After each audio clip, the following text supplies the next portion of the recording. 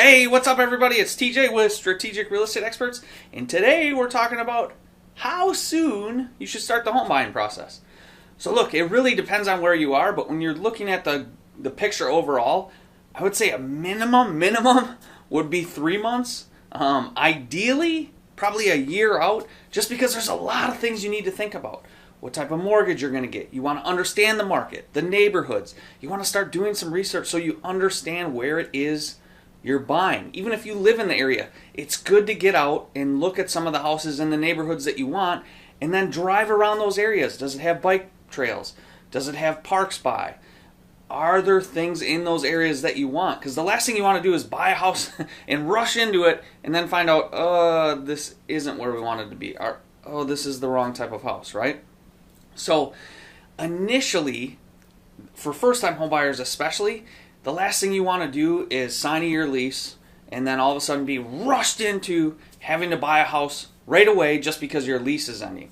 Because what you can do, especially in this market, is end up buying a house somewhere that isn't necessarily the right house or the perfect house for you. And if it's not the right house, you shouldn't be buying it, because this is probably the largest financial decision you're ever going to make. So being rushed into buying something is never a good thing. So how soon you should start really depends.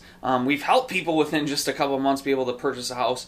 But really, if you're thinking within the next year, you should really start planning that out, making sure we're getting in to meet with the right lender, making sure we're getting your credit score high enough so that you can get the best interest rate, making sure we're in the right school district, close enough to work, all of these different things.